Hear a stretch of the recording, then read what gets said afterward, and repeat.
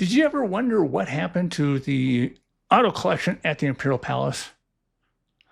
How it went from being the one of the top free attractions in Las Vegas, a very popular attraction, to being a used car lot is what it ended up being. And in 2018, I made a video about it, okay, where I had, where I went back, I mean, I've been there hundreds of times, and all of a sudden I walked in and it wasn't the collection that I remember it being. Like a quarter of the cars were there, and these were not the same cars that were their previous trips, what I'm used to seeing. And they were displayed kind of differently. It just had that weird feeling to it. And then finally, this sleazy car salesman walks up to me and goes, "Hey, I see you're interested in whatever car it was." He goes, "We have it for sale. Come on over there and, we can work the numbers for you." And I'm just, this is not the car collection I remember it being. And so on my last podcast, I had John Workman on, and he was the assistant curator of the collection, almost from the start all the way up to the end. And I'm like, "John, there's got to be a story behind it." And boy, was there ever! There was a lot of drama there, and he just laid it out. The whole scam that was going on, and how by that point, Ralph, the owner, Ralph Englestad, he had moved on. So interesting story. This is the bonus video that I had promised you on the podcast. So here is John Workman. What happened to the car collection? What the whole going from Imperial Palace car collection to the car collection? Ralph sell it or here it goes in the quick version, and it'll go fast. Okay. Like I said, again, 1998, cars are starting to be sold. Ralph knows he has cancer. Cars are starting to be sold to players before they actually get out. The word is out to the public. You can come in and buy cars. Okay. So we've sold, at that time I did the book. I had put a book together. I think we had about 499 cars at that time, 499 cars. So I would say between 1998 and the year 2000, when we when they opened the auto collections, they probably sold like 250 cars off by that time. So there's very little of Ralph's original collection left. Okay. Mm-hmm. We turn the page. We open the auto collections. Still Ralph's building, still Ralph's money, still basically Ralph's people. Don Williams comes in at a Blackhawk, and him and Richie now it's theirs. It's the auto collections. Don Williams and Richie Klein present the auto collections, the most unique and largest antique, collectible, and special interest sales of cars in the world. Most of the cars are on consignment. And everybody knows it. It's not like it's a secret. Most of the cars are on consignment. What's not consignment is what's left of Ralph's cars, and maybe a few that Don owns, and nothing Richie owns, because everything Richie owns is not that much. He don't own any cars, really. He owned a handful of cars by that point, maybe a dozen cars. And I say owned, and I'm going to use that term real loosely. You had sent me the facts from Carol Shelby. Was this in that or was that earlier that? No, that was in like that. I think that memo is February of '99. Okay. Ralph had loaned Carol Shelby some money during the courtship, right? Okay. For the track, for him to be tenant. Right. Anchor tenant, right? So Ralph loans him, and I'm not really sure of the figure, and I'm pretty sure on there it says like $1.5 million. Because it's I think in that memo it's referred to, or if I didn't send you the second half of the memo, there's actually 3 pages to that memo. No, you sent me the page where it's handwritten. It's handwritten, right? Where Carol wants his cars back. He wants a car back. A car back. and it is CSX 2300. It is not just a car. It is one of the 6 Daytona coupes that won the manufacturers' races in 1965. This car is worth $4.5 million, even at that time. Ralph And loans him $1.5 million. I don't understand that. I don't get that. But in terms, Ralph gets the car. It's actually sold to him. And it goes on the official Imperial Palace REIP ownership list as IP 170 or RE 170 ownership number for within our internal documents. okay. Okay. Now, Carol was told by Richie Klein that he would be able to buy the car back when he paid off the loan. He would get the car back when he paid Ralph the loan money. Right. That's what he was told. That's what Carol was told. They have no intention of doing that. John Williams, Richie Klein, and Bernie Chase get together, and they're going to sell it out of Bernie Chase's joint down in Southern California. I don't know if you know who Bernie Chase. Behind Ralph's back. Without Ralph knowing, Okay. so much as that Ralph didn't know he was supposed to sell the car back to Carol. He thought it was his, and that was the end of it. Okay. Carol had been trying to pay the loan back, but couldn't get to Ralph because Don and Richie are running block on him. Got it. Finally, somehow, Carol gets a hold of Ralph's executive office sheet or his fax number, right? They get it, and he directly faxed Ralph. I want to buy my car back. I want my car back. I was told I could buy my car back when I paid off the loan. Richie told me this. And then Don Williams and Bernie Chase are trying to sell the car right now. I want my car back. I will never sell it. It will become part of my personal collection. It was already part of his personal collection when he sold it to Ralph. And I don't want the car to go away. Now, this is in 99. Ralph don't care anymore. All this stuff that's going on behind his back, he's got so much other things going on. He's got the University of North Dakota and the whole thing he's building over there, the stadium and the hockey arena that he built, right? And then another one that he built that's named after Betty that's there in North Dakota, right? So he's got all these projects going on, and simple things like one car to him, it's like, it's like you and I, a slice of bread. I don't like that one. And you pitch it out and get another slice of bread because it's not worth his time or his effort. That's my viewpoint of it. How Ralph viewed it, I can't say. I don't know whether Ralph just said screw him or don't screw him. But the players that Carroll Shelby, he pointed out himself, he called out each one of the players. And when in that memo, he told Ralph, all I want is the truth to be known.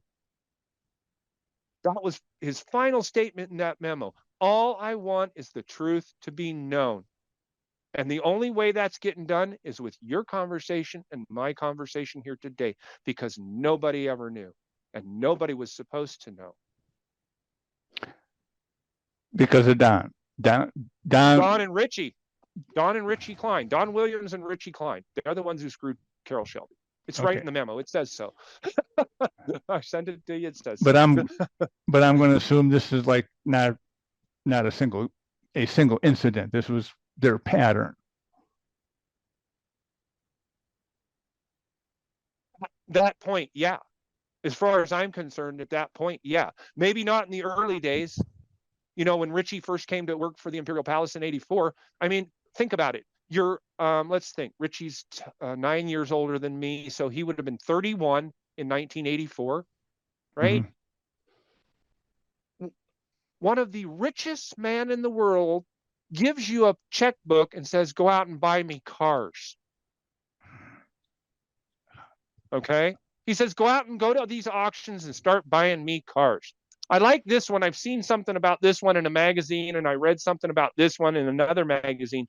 Go buy that car and go buy that car, and while you're there, buy a few more. We were still buying cars after we shut down the collection in Biloxi. While we were selling cars, we were buying more cars. But it wasn't behind the scenes, it wasn't for the benefit of Ralph. It was for their benefit. Well, from what I can gather and what I put together through my documentation, they were pulling one of the oldest scams in the business. We're selling your cars for you, so you're going to pay us a commission. We're selling them to another guy because he's going to sell them to another guy, so he's going to pay us some part of that because he's going to sell it for more to the next guy, and But so on and so on and but so on. but the owner didn't know that you were already connected to the second guy. Well, no, you got to keep the end guy who's buying the car. He's got to be kept out of the loop of what's going on. Yeah. Well, not even so much that. It's really the guy that you're selling the car for is the guy you don't want to know what's going on. That's more important because then he don't know you're triple dipping. Right. And if he don't know you're triple dipping, he's not going to put a stop to anything. As long as the money's coming in that he thinks he's supposed to be getting. Right? But you're doing this in the Imperial Palace. Ralph gave you this, and yet you're turning and biting the hand that made you. Oh my God. You tell me where there's a plaque. You tell me where there's a sign. You tell me where there's one thing out at the Las Vegas Motor Speedway that says, "Thank you, Ralph Englestad, for your dream of bringing this to life." You know who took credit for it, right? Because he was the face of it. Richie Klein. Okay. Now here's, and I don't want to sound bitter because here's the deal. Ralph could not possibly run every business that he owned, right? No. Impossible. So you hire guys that you know that can run maybe 2, 3, 4 businesses for you, right? Mm-hmm. Keep their finger on it, and you meet with that guy every day. Yeah. Or maybe twice a week, and to get an update of what's going on with your business. Well, if that guy goes rogue, all he's doing is feeding you false information. You know, like I said, I don't want to sound like I'm like this guy who's got a hard on for these other guys. But no, but the truth. And we talked about this, Mark. Yeah, tell the truth. And we talked about this, Mark. I had a conversation online with Chris Englestad McCrary probably 7 years ago. It's the last time I had any real contact with her. And she understands that I understand.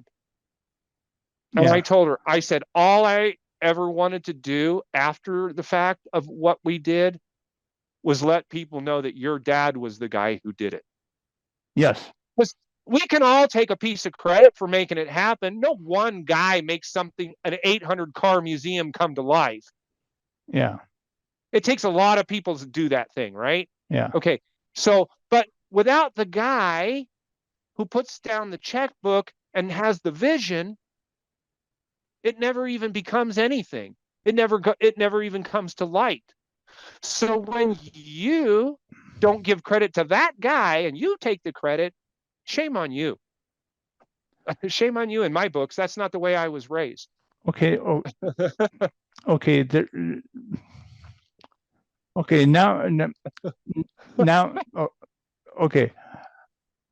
When I started the Vegas Tourist and all that, we used to get media credentials for NASCAR, and we'd go out there to the track, and it was always cool because the rest of the media were always so jealous because this is our track, right? Where all of the other tracks' media rooms are just shit. Did it look something like this, Yep. Mark?